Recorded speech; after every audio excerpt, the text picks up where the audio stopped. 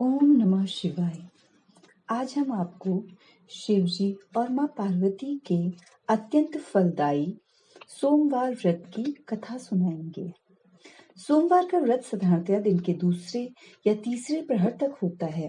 व्रत में फलाहार या पारण का कोई खास नियम नहीं है, किंतु यह आवश्यक है कि दिन रात में केवल एक समय भोजन करें।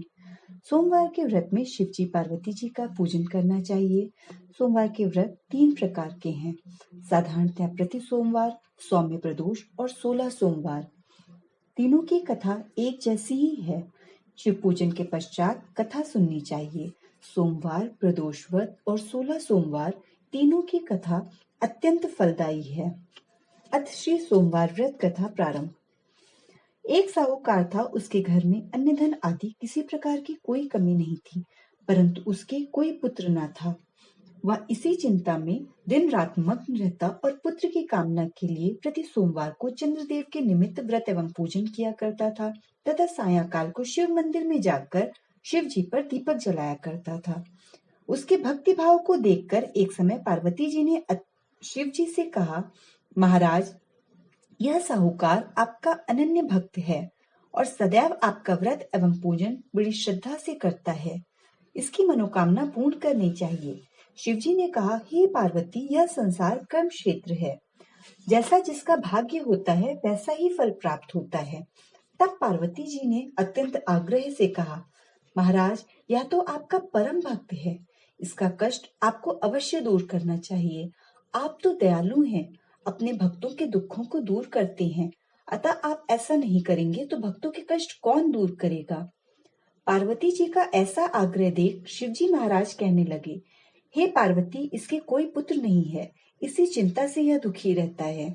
इसके भाग्य में पुत्र न होने पर भी मैं इसको पुत्र प्राप्ति का वरदान देता हूँ, परंतु वह पुत्र केवल 12 वर्ष तक ही जीवित रहेगा। इसके पश्चात वह मृत्यु को प्राप्त हो जाएगा। यह सब बातें वह साहूकार सुन रहा था। इससे उसको न कुछ प्रसन्नता हुई और न ही कुछ कष्ट हुआ। वह पहले जैसे ही शिवजी महाराज का व्रत एवं पूजन करता रहा।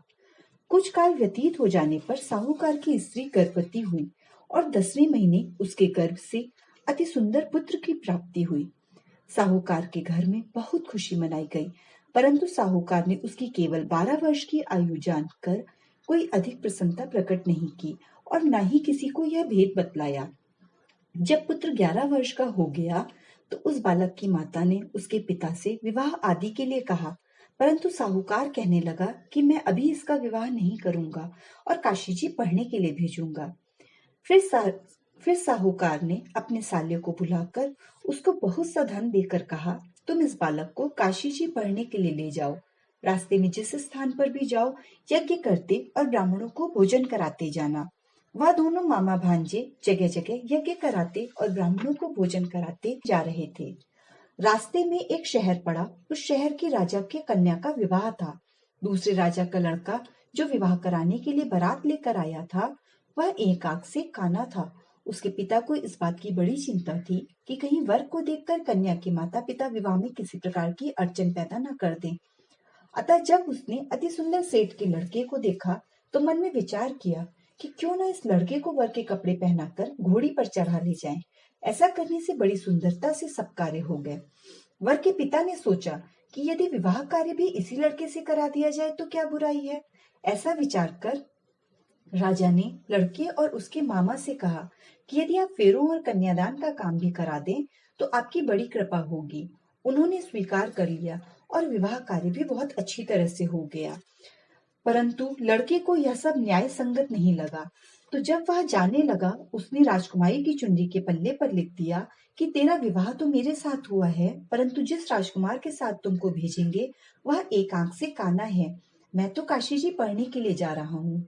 उस राजकुमारी ने जब चुनरी पर ऐसा लिखा हुआ पाया तो उसने राजकुमार के साथ जाने से मना कर दिया और कहा कि यह मेरा पति नहीं है, मेरा विवाह इसके साथ नहीं हुआ, वह तो काशी जी पढ़ने के लिए गए हैं। तब राजकुमारी के माता पिता ने कन्या को विदा नहीं किया और बारात वापस चली गई। उधर वह सेठ का लड़का और उसका मामा काशी जी पहुंच गए। वहां जाकर उन्होंने यज्ञ करना और लड़के ने पढ़ना शुरू कर दिया।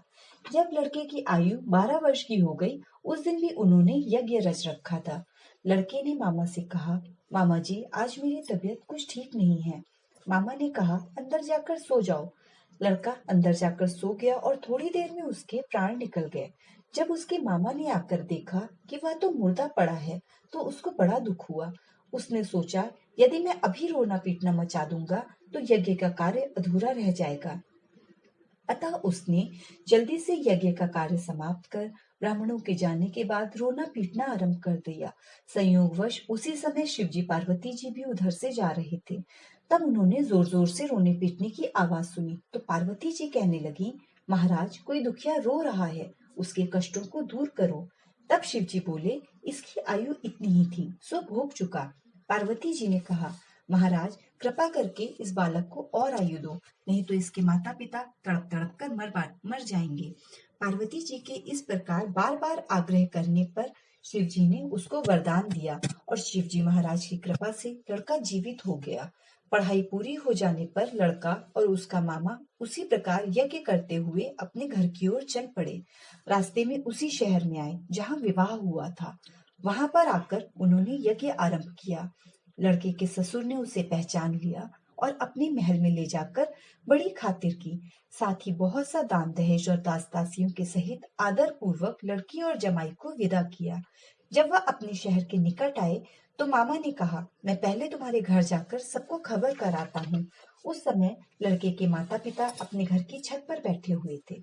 उन्होंने यह प्रण कर रखा था कि यदि हमारा पुत्र सकुशल घर वापस आ जाएगा तो राजी खुशी नीचे उतर आएंगे, नहीं तो छत से गिरकर अपने प्राण त्याग देंगे।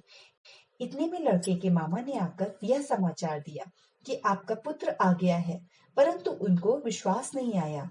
तब उसके मामा ने शपथ पूर्वक कहा कि आपका पुत्र अपनी स्त्री के साथ आया हुआ है। तो सेठ ने आनंद के साथ उसका स्वागत किया और वे सभी बड़ी प्रसन्नता से रहने लगे। अतः जो कोई व्यक्ति सोमवार का व्रत रखकर इस कथा को पढ़ता सुनता है, उसके सभी दुख दूर होकर उसकी समस्त मनोवांछित कामनाएं पूर्ण होती हैं और भगवान भोलेनाथ और माँ पार्वती की कृपा उस पर सदैव बनी रहती है। इससे सोमवार व्रत कथा समाप्त।